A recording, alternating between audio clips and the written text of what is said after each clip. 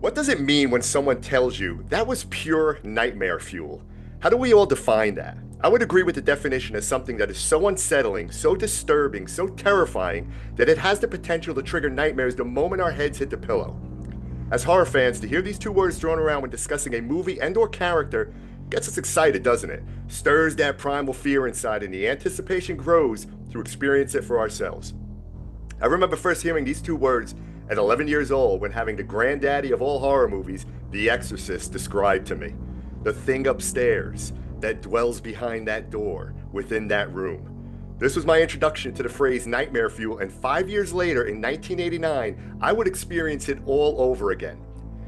Now, what comes to mind when I say these two words? Pet Semetary. I am certain some may immediately think of Stephen King, maybe Herman Munster, Church the Cat, maybe it's the undead Gage, or maybe it's even Pascal warning us all that the friggin' ground is sour. I say hells no. I will tell you what I think of. I think once again about the thing upstairs that dwells behind that door within that room. The forgotten sister, stricken with spinal meningitis that has contorted and disfigured her frail, diseased body. That maniacal cackle, that evil smile, that twisted nightmare that slithers out from the corner of the darkened room, threatening to twist her sister's back so she too would never get out of bed again. With only minutes of total screen time, Zelda was and still remains the definition of pure nightmare fuel. And tonight, dear listeners, us horror nerds are honored to have the man that brought what I consider to be one of the most unsettling horror characters of the 80s to life. Fellow horror fiends, please join us in welcoming Andrew Hubatsek to the show. Andrew, we appreciate your time this evening. Thank you for coming on. Thank you, JC. That was a beautiful, wonderful introduction. Thank you. Oh, absolutely. I told you when I saw you at the HorrorCon that you absolutely scared the living shit out of me when I was a kid. So I guess my first question, like I said, terrified of Zelda first time I saw on the screen. That scene when you were in the corner and you kind of run to the camera, it was like a deformed evil witch coming up to the front of my screen. And with the laugh and the cackle, it was equally important. You know, that kind of completed the whole Zelda persona. I guess you stated in your audition that you got up on a conference table and crawled towards director Mary Lambert saying your lines. I mean, was that your strategy going into it? You wanted to be different? No, I mean, it was a bizarre situation because I had done an audition, a cattle call audition with dozens of other these are teenage boys. I was not a teenager. I was like in my 20s. Initial audition, and then got a call back. Not in a rehearsal room or a theater, but like in a high-rise, a conference, like I said, conference room. I didn't know what was going on. So I was, it's like Mary Lambert was sitting at the other end of a long table, and I was like, what am I going to do? I got to do something theatrical. You know what I mean? Yeah. So, I was going to use her as the camera, basically. So I got under the table and revealed myself slowly and started getting onto the table and crawling toward her while I was doing the lines. Worked, I guess. But yeah, I came from a theater background, so I was like, how am I gonna like manipulate this space in this situation to try to make it more interesting? But it wasn't planned. I was like, am I just gonna sit there and do it? I was looking for ways to like make it interesting. Andrew, David just joined, so Dave. Hey, David. Meet Andrew. Hi. Pleasure Nice meeting to meet you. you. Sorry for the delay. No, that's fine. Awesome. Nice to meet you too. So I know one thing I was kind of curious about. So did you do the voice as well? Oh yeah, absolutely. Okay, so that was Yep. all you. Yep, it was all me. Although I will say, I don't know, weeks or months after the filming, I did go to a sound studio in New York with Mary Lambert and kind of redub all of my lines. There's not that many of them. There were like, it was less than a page of actual speech. So I don't think they manipulated it or made it different. I think it is my voice, but I don't know. Maybe they did something to it. I may have to ask you to do the line here in that voice. If you don't want. While you were talking about that, it was like I was thinking, like I did a lot of like children's theater, at a place where I worked for many years in Pennsylvania.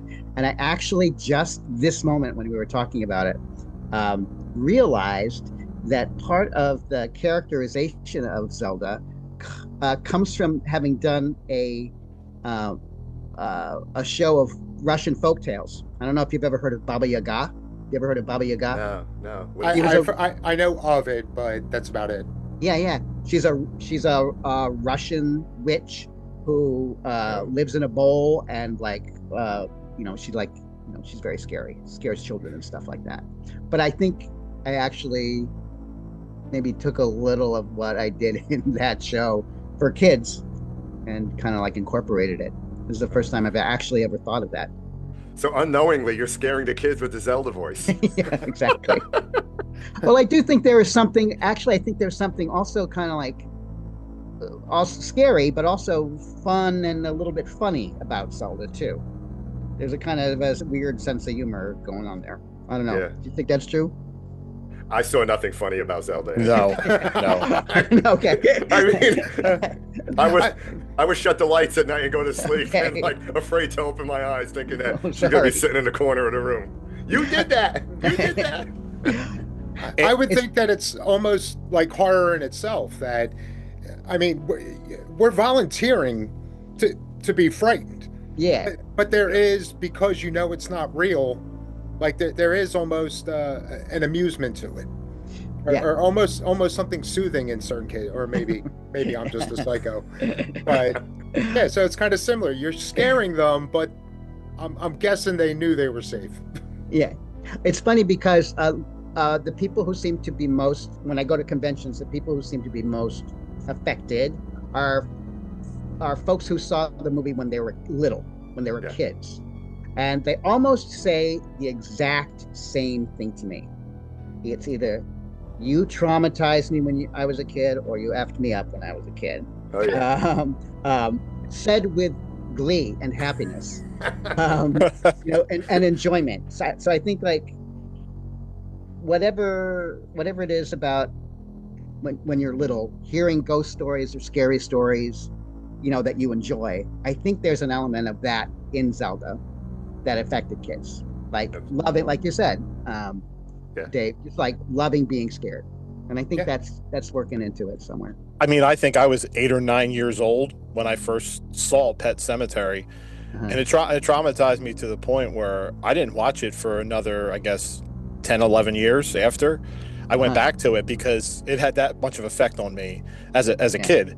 I mean, Yeah. that was the years of everything, when Pet Semetary had come out, that was the years of Stephen King. He was every year was a movie, Oh yeah. there one was always a after movie another, dropping. Yep. for a Yeah, Stephen yeah. King movie coming out. But that one, well, it left a mark. Let's just put it that way, Andrew.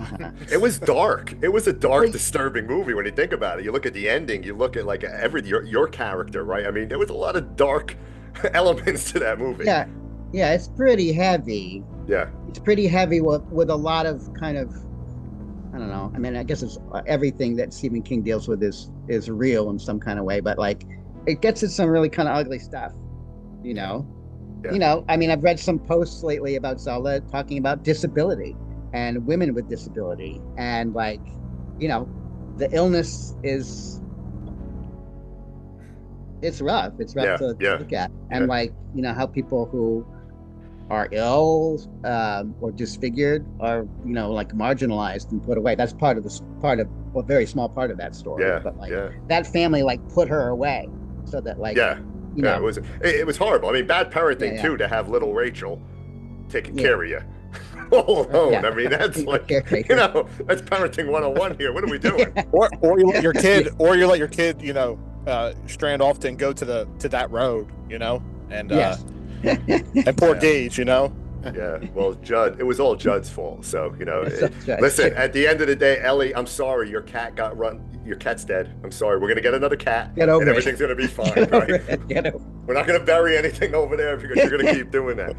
So you once said, Andrew, that Zelda was like 15 minutes of fame for you, right?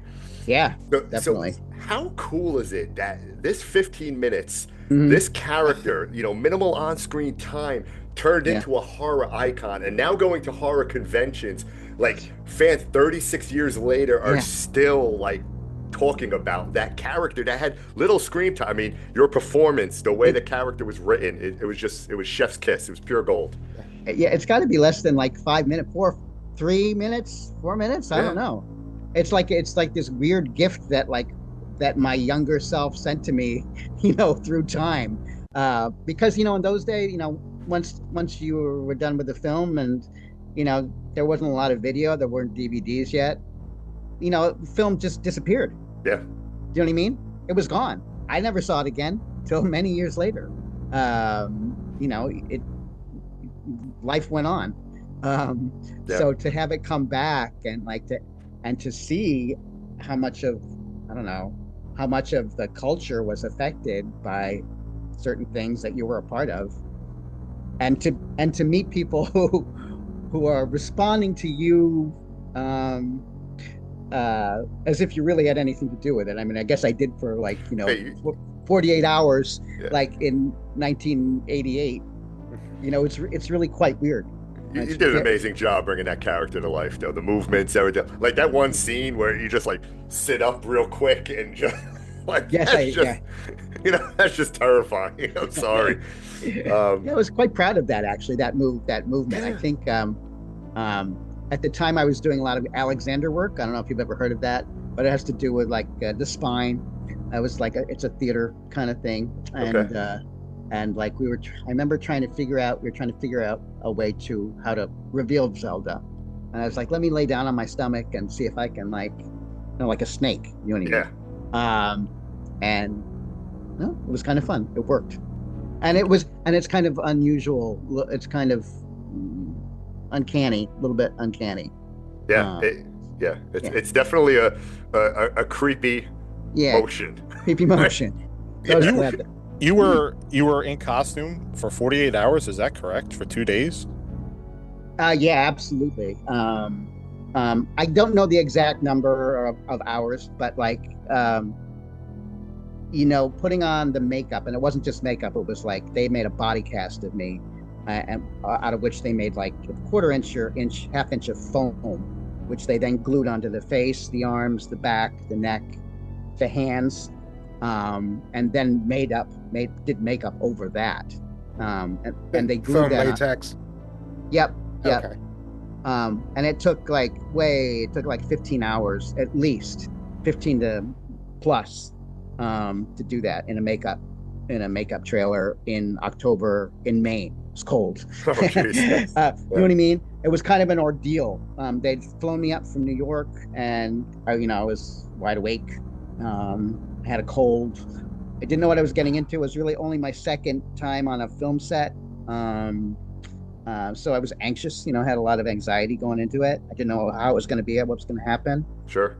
So it was an ordeal. And then once it was on, there was no taking it off and putting on again. By that time, it was like the next day in the middle of the night, and we just kept going until it was done. It took quite a while. I kind of lose track of time. After it was done, they had to take it off with a solvent, and that took another 8 to 10 hours. Oh, wow. So I was like literally beside myself, cooked. I kind of hadn't really eaten. Miserable. I was kind of miserable. I was like trying to pull it off me because I was a little claustrophobic at that point. Of course the skin came off too.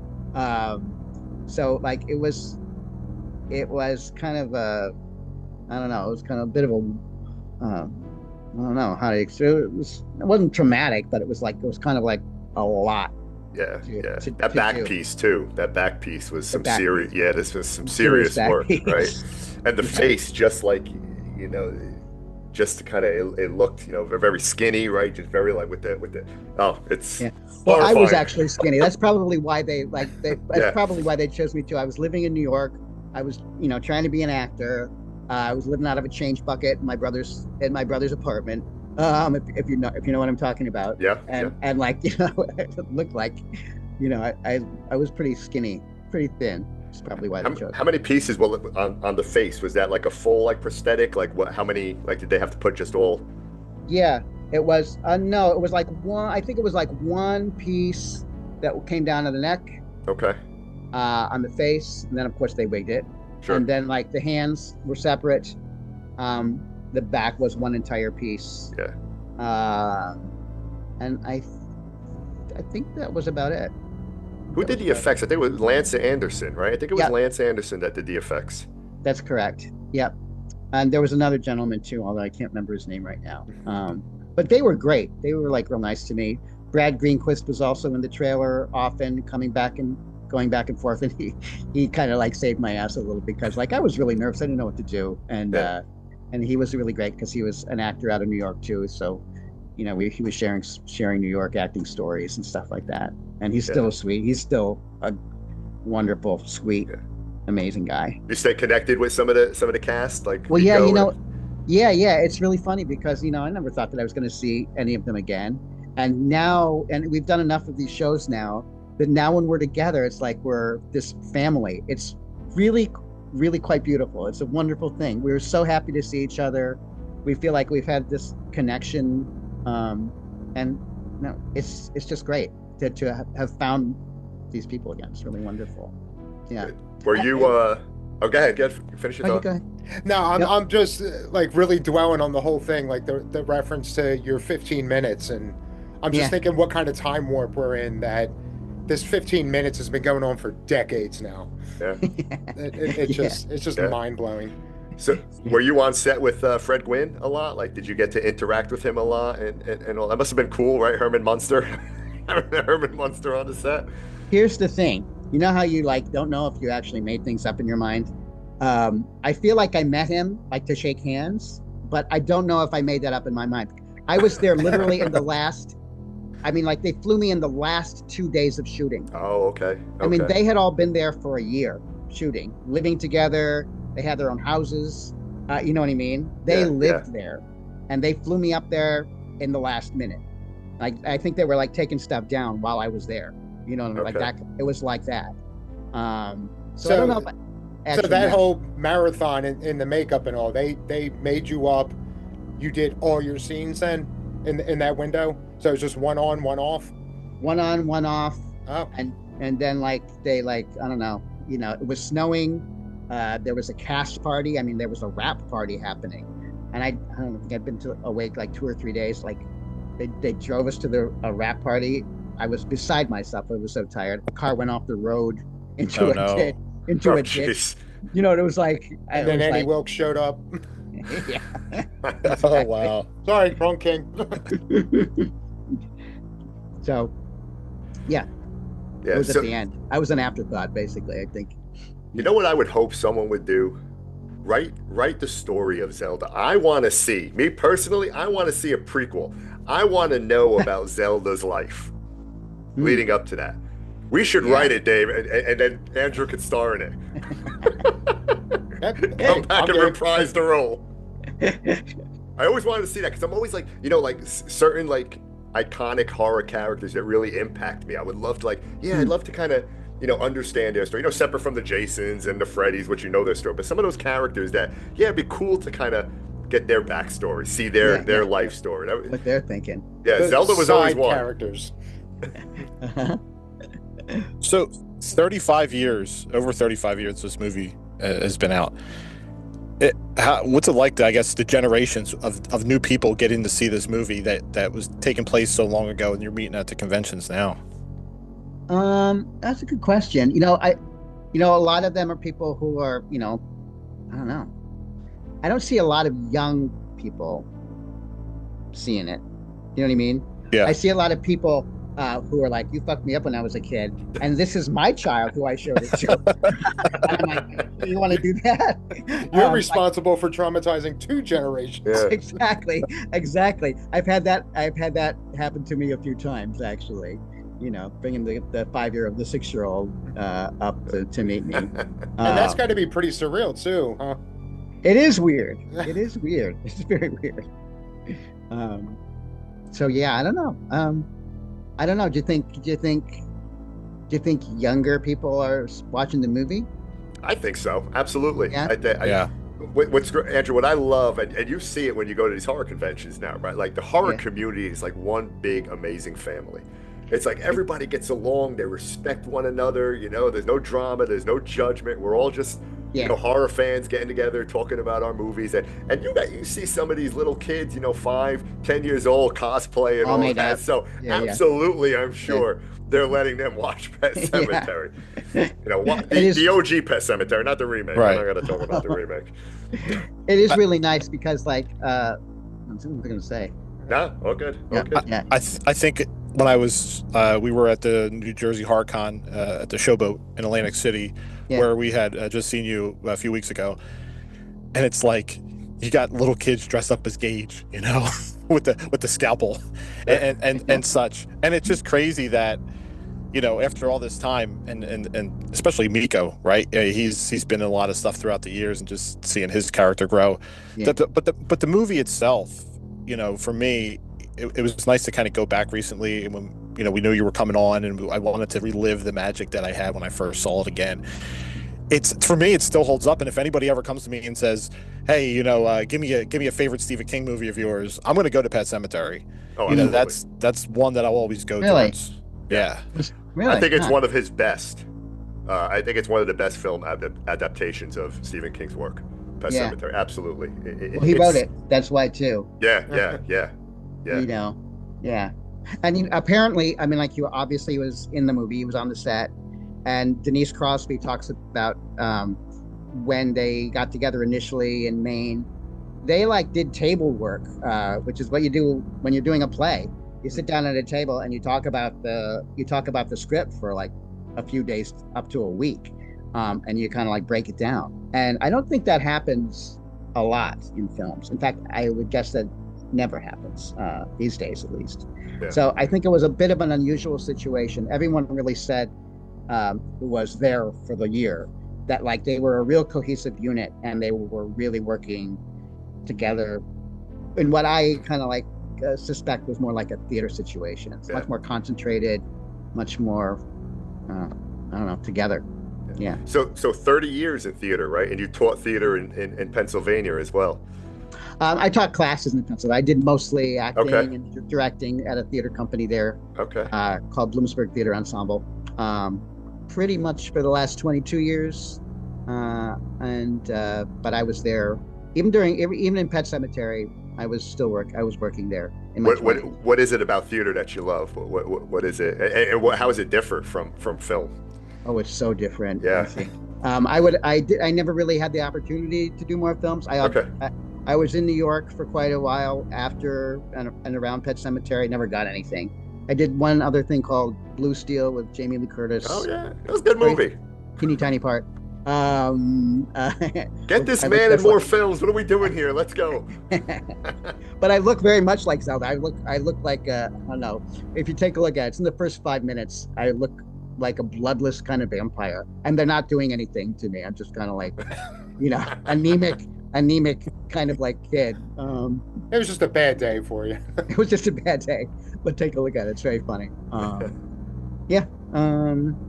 Did theater for a long time. What's the difference? Well, Brad Greenquist actually teaches film acting, and he talks to me about it when we're at shows, and I'm like, this is not anything I understand. Very precise, very technical. That's not who I am at all. If I was in a film, I'd be so big from having done theater, because I work mostly in a 350 seat kind of auditorium. You have to project a lot more. All your gestures, your voice, everything is kind of a bit exaggerated. So I've seen myself in smaller films that I've done since Pet Sematary, and it's no good. It's really no good. It's quite embarrassing, actually. But I would imagine a lot of that would help out with film, because you have to be so rehearsed. There's on stage, there's basically no room for error. You got to make sure you have everything down. So if you're going into something where they have the option of multiple takes, you probably come off as a show off almost. That's true. Well, when you're doing theater, you have 3 weeks of learning the part. Yeah. So that you got it in your bones by that point. I think film is they hand it to you and you do it. And I think a lot of times, you don't even have to stick precisely to the script. It's all very kind of fluid, I think. Yeah. Which would be fun, but I've never really had that experience. See, I would think theater is even harder, right? It's almost like public speaking, right? Because like when you're making a movie, you're around. I'm sure there's multiple people there, right, and the cameras and everything. But when you're doing theater, you're in an Yeah. auditorium, right? And, Yeah. like everybody's there, and it's live, it's real time, right? So Yeah, it's more of a tightrope that way. I mean, you don't get to do it again. You don't get to go back and like, yeah, can't but do it's another take. it's very it's very adrenaline. It's very you're not only acting with your with your other actors, you're like breathing with your audience. So it's a very different kind of like communal happening is what I can say. It's a very different thing, and it's very hard to describe. But it's not like public speaking, because like I've tried to speak at like board meetings and weird things like like this, Yeah. and believe me, it's not the same thing. Okay. When you've got your lines and you know what you're supposed to do, you got to laser focus. But if you're here like, Andy, why don't you talk about this for 3 minutes? I can't do it. Yeah. Not at all. I'm the same way too. Sometimes these guys, I write scripts for everything. It drives them insane, right? Because I want to be prepared, right? Hence the intro that we did today, right? So I'm not going to wing it. No, I always tell JC, keep it simple, stupid. I mean, everybody they're usually quick, they're on it, and if you start going down down the trail, they'll move over and go to something else. But I could ramble. That's for damn sure. No, I can too, as you can see. Well, at what age did you get into theater and start doing it? Like I always, when I was like a preteen, I was into like watching theater and stuff. And I didn't really get to do anything on stage till I was in high school. But I wanted to do it. I wanted to do it all that time. And kind of was my vocation, I guess. So I kind of always wanted to do it. Anything that stands out as far as some of your work you did back when you were a teenager in like high school and such, or? Oh God, well, it's funny. I talked to my wife about this. Like you always remember like the first monologues that you like learned when you were like a teenager, and we still remember it. We still remember those. Everything else that's happened since then, you learn it, you do it, you dump the file. But like the stuff that you learned when you were like a teenager, you still got it in because it's hardwired in there. But like no, I didn't do any kind of great roles or anything when I was a teenager. But later on when I was doing theater, there was so much. Your favorite thing was the last thing you did. All actors love to do Shakespeare because it's such heightened language and it's so complicated and complex. And I guess I would probably think in a lot of ways doing those plays kind of like when you live around them for like 2 or 3 months or whatever, you kind of like you get something different. You're informed in a different way because of the greatness of the author or the plays. Right. So yeah, I think doing some of those plays was great, and a lot of contemporary plays too. We did so much. We did so many things. Was there like a specific show or performance that gave you that bug, or was it just naturally part of what you wanted? I think it was like watching other actors. You know what I mean? Just in general.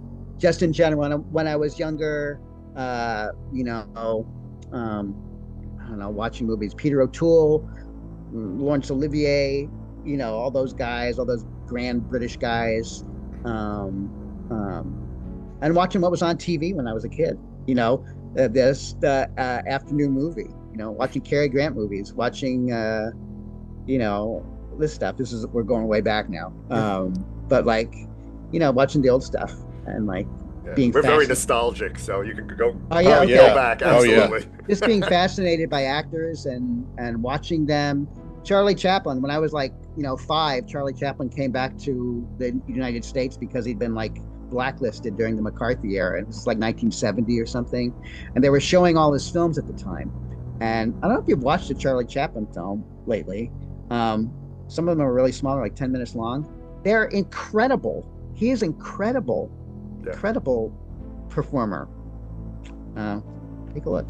But like, yeah, watching other actors and loving them and wanting to be wanting to be able to do what they do. What were some of the television shows back then that Andrew was watching? What'd you get into back then? Television shows. Oh my God. I'm a huge Three's Company fan. I absolutely, because I just turned 52, so I'm going back. I remember Three's Company. Three's Company, all those shows, man. That was my day. I remember sitting down Saturday night getting ready. I guess I'm a little early. I'm a little bit older. I'm older than you are. So like the Odd Couple. Oh yeah, the Odd Couple. Those, the TV show, the Odd Couple. Yeah. Felix Unger. Yeah. That was a show too, right? Wasn't the Odd Couple like yes. on theater? Like, that was a series that they Yeah. eventually decided to make the movie. Yeah. Later on, Taxi. Oh, I don't know. Yeah. Cheers. Welcome back, Kotter. Yeah. John Welcome back, Travolta's Kotter. story. Thank you. Yeah.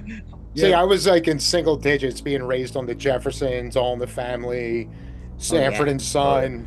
So They couldn't show All in the Family today.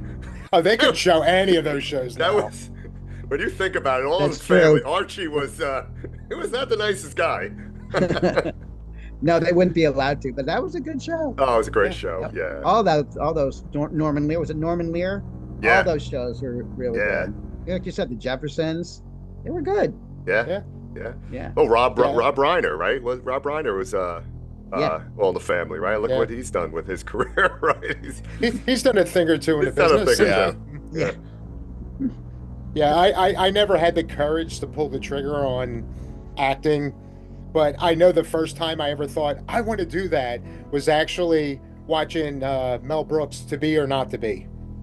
Oh yes. And because I thought that's how it was behind the scenes, minus the whole German the element. theater. But it's like I thought that's what theater life. I was like, I want to do this. It sounds like a lot of fun. And then a few years later, I realized that's just like when I learned more about Mel Brooks and his sense of humor, I was like, oh no, he's just spoofing that life. That is. But yeah, there's a great line from it. I always remember it. Without Jews, gypsies, or homosexuals, there would be no theater. I forgot that. Yeah. Okay. Yeah. Wow, I got to rethink my life now. God bless him. He's looking to pump out another one. Spaceballs is getting a sequel coming out in 2 years. Yeah, no. In like a year and a half, he's planning on putting it out. Yeah. Oh, wow. Mel Brooks is coming back with Spaceballs. So a sequel to Spaceballs. Yes. Yeah. Okay.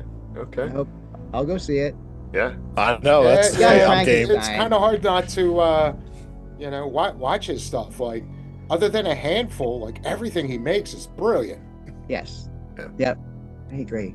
Yeah. So did you watch any of the Pet Semetary sequels? Did you ever see Part 2, the remake? No. I didn't. I'm sorry. I didn't. No need to apologize. You saved yourself some time. Save some time, Andrew. Other people have said that to me. I'm sure it's fine if you could look at it as it stands alone, but I just don't understand the whole idea of remaking stuff that has been already successful. I don't understand that. It seems like a deficit in imagination or something. Well, since we're talking about remakes, and one movie they never ever better remake, and I want to give a shout out to 50 years today, Jaws. Today, 50 years today, Jaws first swam into theaters. What do you think Sharknado was supposed to be? So happy anniversary, Jaws. Yeah, happy anniversary, Jaws. I still don't go in the water, Andrew. Still a great movie. Fantastic. So let me ask you this question. Yeah. Is Jaws a horror movie, or is it like an adventure drama? Oh. I think I stumped. I think it's an adventure drama. Okay. Because I feel like it's character driven a lot. It is. You know what I mean? It's like Moby Dick in a way. It's like whatever unconscious fear thing that's coming after you, and that you've got these three very interesting characters played by these great actors who are all experiencing it in a different way. Yeah. What do you think? Me personally, I think it's horror only because the idea of being eaten by a shark is Well, kind yeah. of scary, right? So when you think of what it's about, but I agree with you on the character driven. Yeah, yeah. And Robert Shaw, his monologue, the USS Indianapolis, right? I mean, that Yeah. scene was just like out of this world, So like, good. iconic. So good. Those, up in Wellfleet, Massachusetts, off the coast of Cape Cod, there are great whites all the Yeah. time, and you can't go swimming there Yeah. because they're there. Yeah, I haven't gone in the ocean. It's like 42 years and counting. Yeah, I don't go in the ocean. Andrew, I will not put myself somewhere where I fall to the bottom of the food chain. It's too it's too risky. Like even if it's like, yeah, shark attack, it's like 1 in a million. You get, a chance to get struck by lightning. I don't even want to put myself in that situation to be that 1 in a million, because I that's get that. horrifying when you think about it, to be eaten. Yeah. Yeah. Like So that. shark-infested waters in a thunderstorm. That's just not even on the table. Is that what you're saying? Not on the table. Yeah. Not on the table. So do So- we want? Go ahead, Dave. Oh no, I was going to say. So, like, what's a movie either from your childhood or it could be something more recent? Like, what's one that really got you? As far as what's one that like really traumatized you or just kind of is etched in your head? Oh, in terms of horror? Yeah. That's a good question. What's a movie that did to you that what Zelda did to so many people? Oh God. Oh God. I don't know. That's a really good question. See, I don't actually watch horror movies. Okay. I'm not entirely squeamish. I can watch a horror movie, but I think The Exorcist got to me, and that's probably why. Because that whole thing, even though I don't, think that evil has its own presence, I'm enough of a former Catholic to feel like it does. To actually like have it be in there. I grew up Catholic, so that's why I think it impacted me. So I think that really got to me. Other things are less so, more like, I don't know. That's a really good. I have to think about that one a little bit. I tried thinking about Zelda's character and being in the movie. And one movie, JC, we talked about over this past year that always hits me is Burnt Offerings and Betty Davis upstairs. Yeah. And it's just, I don't know if you ever saw that, Andrew, Burnt Offerings. And no, it's kind of the movie that led to The Shining, for Stephen King writing that book. Really? Yeah. So Oliver Reed was in that too, right? yeah, Oliver Reed. Yep. Yeah, Betty Davis. Betty Davis is in there for a short period of time, but there's this one scene in there where they finally go upstairs to see, to check in, and the look on her face is just, it's very compelling. It's like, oh my God, this it's not who you think it is. And that always pops out to me. And I just watched it recently over the past year or so. I hope we didn't spoil it for you. I'm gonna watch it now. I'm gonna get it. Burnt Offerings is a great movie. Yeah, I don't know why even if it is spoiled, it's Betty Davis. How could you not watch? Exactly. I don't know why I don't know that movie. I don't even know that movie. Huh? Interesting. You know what I love that you did with your character as well when we talk about the motion with Zelda? Yeah, like it's almost like the T-Rex hands. You had the Well, I think they actually told me to do that because they were like, T-Rex. "We did all this work on your hands. Show your hands." Yeah. So the fact, like when you got him like all like ish, love it. Dave, you missed it. He did a little Zelda voice before.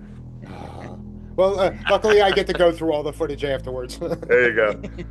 I won't make you do it again, but and I know, because I mean, yeah, the whole movie's great. Like you were saying, the whole thing is just dread on top of dread. Yeah. Like there was like 2 minutes of the picnic in the beginning that was nice.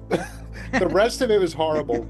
But so to say like, oh, this is the be all end all part of the movie, but I know one that stuck with me, and I think I was 14 when the movie came out. So by the time it came on video, I was probably 15 by the time I saw it. And even then, like as I got older, it still hit just as hard. And having a kid, same thing. It was just like, yeah, this is just never going to. But even at 15 years old, the funeral scene always messed me up. It's Just powerful. the father-in-law just starting shit and just all that, for all that to go down. I didn't watch the movie again for like 10 years because of that scene. Like all the other creepy stuff was I can saying. handle, but for some reason, and it's the least horror thing in the movie, other than it's a horrible act happening. But Yeah. I feel like that's what's always haunted me the most out of it. Yeah, Yeah. that was a powerful scene for sure. Yeah. Well, yeah, it's like being at a funeral. Are you kidding? One place kinda is horror.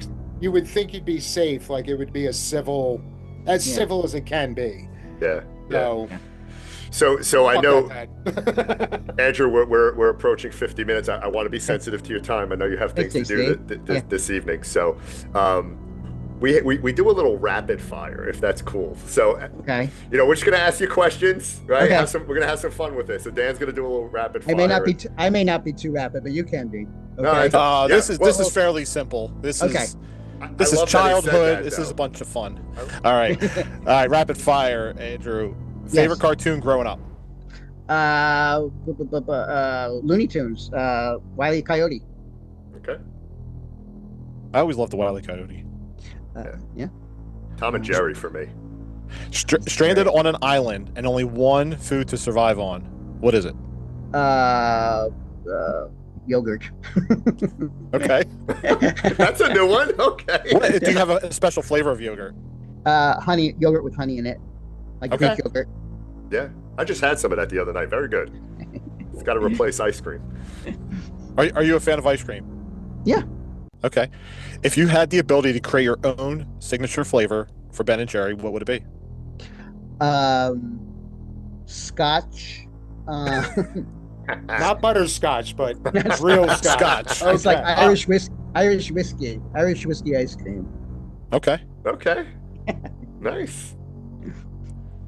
Name the song that comes on that immediately has you breaking into a karaoke session.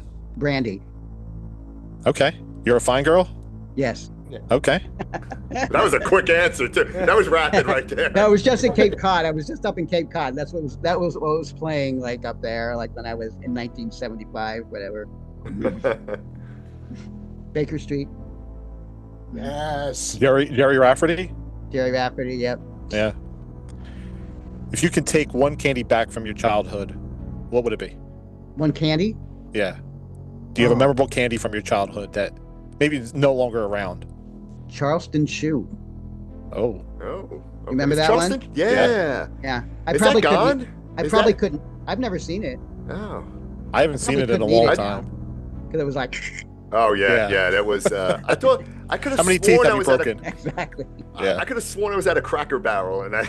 Really? saw a Cracker Charleston Barrel Chew. doesn't You gotta count. go. That's like, Cracker Barrel's got everything, man. Okay. that's like saying, "Oh, I found it in an antique store." It's still not. Still the same. Yeah. Maybe a Mallow cup then. How about that? A There what? you go. Ooh. Mallow cup? I remember those. I don't. That's I, like a really old-fashioned kind of thing. Yeah. I do okay. occasionally bump into them. It might be at like a 7-Eleven or something, but once in Really? a while I'll see somebody that has them. Andrew, when Okay. I see you at the next horror convention, I'm gonna find you a Charleston Okay. Chew. What was it? Was it Okay. chocolate or was it? There was multiple flavors. There's chocolate. like strawberry, Yeah, chocolate. Yeah. All right, I'm But on a mission. I probably couldn't eat it because of my teeth at this point, so don't worry about it. We're gonna bring a cooler too, so it's good and frozen. Okay. The way some psychos actually eat it. the DeLorean just arrived at your home. What year is it taking you back to, and why? The DeLorean. Back to the Future. The time machine, not the one with the cocaine. Yeah. I'd have to say 1588. Go check out Shakespeare. Okay. Okay. Go see a Shakespeare wow. play, like Wow. live, original. See, we never had a guest that jumped in a DeLorean and went back, before they were actually even alive. It was always like, yeah, Oh, you gotta be alive? Several centuries. No, you can go anywhere. Yeah, you can go anywhere. If it had to be during my lifetime, I'd probably be. I grew up. I was young when I was like a teenager in the 70s, barely, and I always wanted, like everybody, I wanted to be grown up in the 70s. Okay. I wanted to be a grown up in the 70s. Yeah. But it didn't happen. Yeah. I wanted that too. Yeah. That would have been a fun time. Yeah, no, Yeah, JC with hair. I would have had my white suit on with my black shirt. Would have exactly. been doing the Yeah. whole Travolta. But I whenever had a we, white suit. You had a white suit? I got a white suit when I was wait, like, you presently have one. no, I don't have one now. Damn it! It's so close. I don't even have a jacket now, but I did like in 1977 or 8, and I wore it a lot as a young kind of chubby teen, and I thought I was really cool. Bee Gees, baby. Absolutely. There are pictures somewhere. Oh, okay. What is your favorite movie of all time? There are too many of them. Is there a top 3 maybe? I think Lawrence of Arabia is like one of my favorite, and I will watch that again and again. Not lately, but I will watch it every few years. Andrei Tarkovsky, the Russian, he did he did like a Stalker or whatever, but he did another movie called Andrei Rublev, which is an unbelievably beautiful movie to me that I will also watch. Elia Kazan's America, about a guy trying to get from Greece to America in the early part of the 1900s. It's not even about his journey to America. It's just about him trying to get to a place where he can get to America. Right. Sure. It's brilliant. Ridley Scott's The Duelists, which was his first movie, and I think his best. Keith Carradine and Harvey Keitel early on, playing Napoleonic soldiers who are locked in an endless duel with each other whenever they see each other. You had me at Keitel. Yeah? Oh, yeah. Harvey Keitel, great actor. Great. Those are just some. Okay. Yeah. You educated us there. Wings of Desire. Wim Wenders' Wings of Desire. Wings of Desire, okay. I don't think I know that one. That's an amazing movie. Most of the movies that I like are in black and white. Okay. Yeah. Fair enough. Yeah, for some reason. I think it's just beautiful. Yeah. How about first concert? First concert? I haven't been to many. Well, do you know what your last concert was? No, I don't remember. The one there was the guy my on first the might have been my instrument. last. I don't even remember. I haven't been to my last guy. I'm sorry. I don't know. We'll skip over that one. We're fine. All right. Zelda versus Gage. Who wins? Oh, Zelda versus Gage. Wait, is this Gage, Gage wins. pre-accident? If you know, like Miko, it's got to be Gage. No, this has got to be post-accident. No. I'd put all my money I was going to say, Zelda. Absolutely Zelda if it was before he got run over. Afterwards, I still think it'd be close.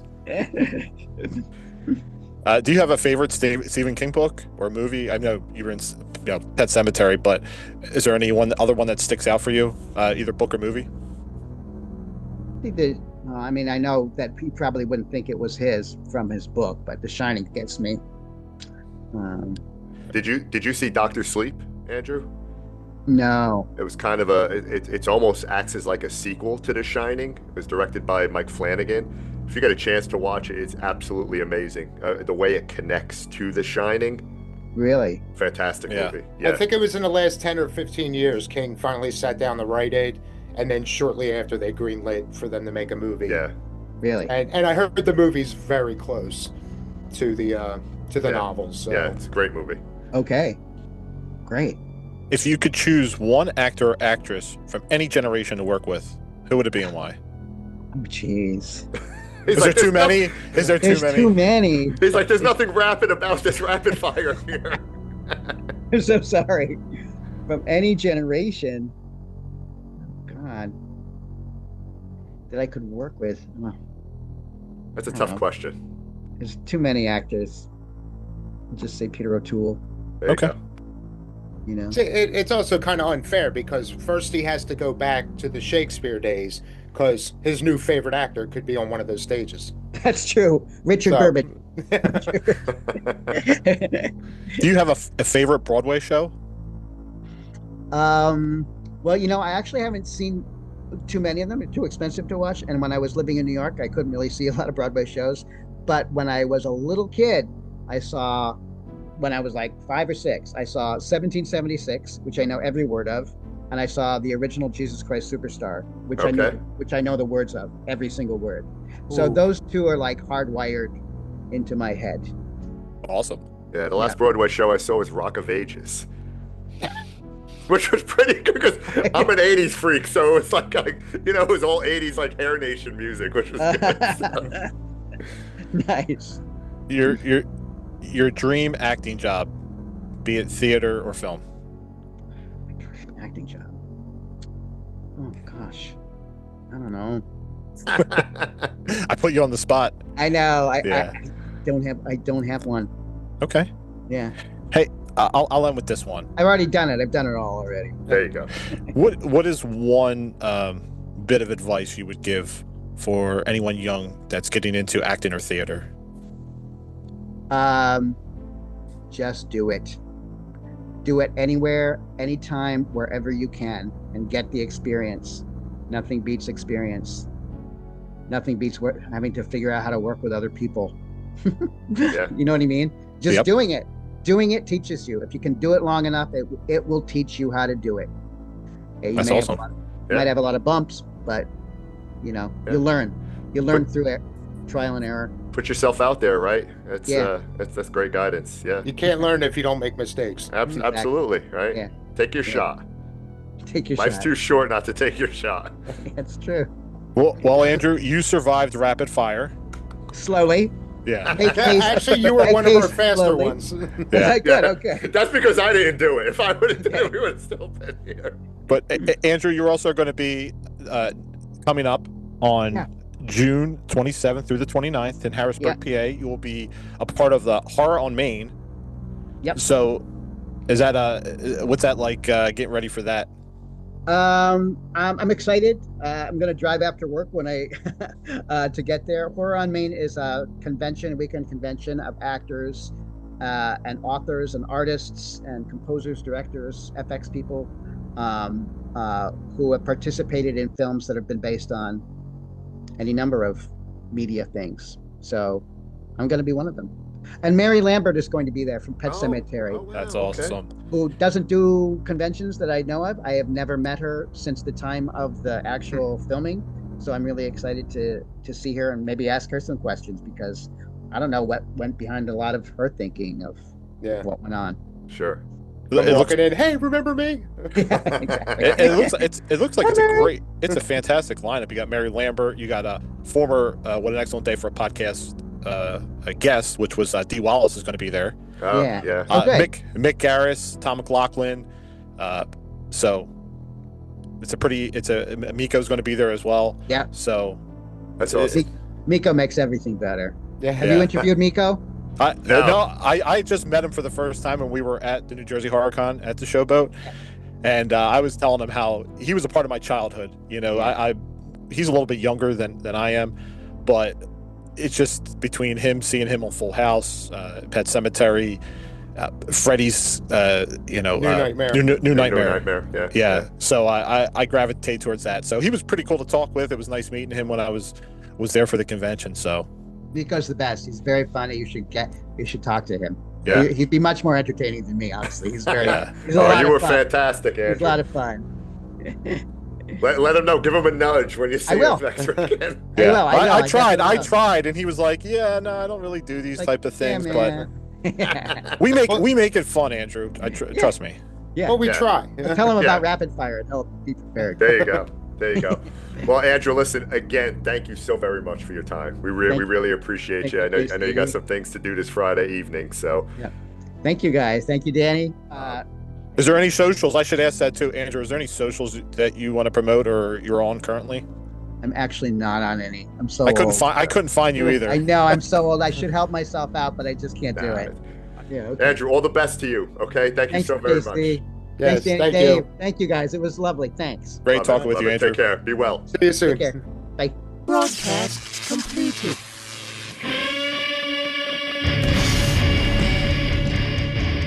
You've been listening to What an Excellent Day for a Podcast. Be sure to come on down to excellentdayforapodcast.com, where you'll find our entire catalog. And for your convenience, every episode contains a link where you can text the nerds. Want to throw some praise? Some critique? Perhaps you have a suggestion for a topic you'd like to see us tackle. But while you think about that, you could also check out the connections to all of our socials, including our YouTube channel. Give all them a visit. But don't forget to like, subscribe, and share with everybody you know. And for those feeling a little extra generous, there's also a button where you can support the show in other ways. Every bit of support helps. Well, that's it for this episode, and remember, stay creepy and keep talking some damn horror.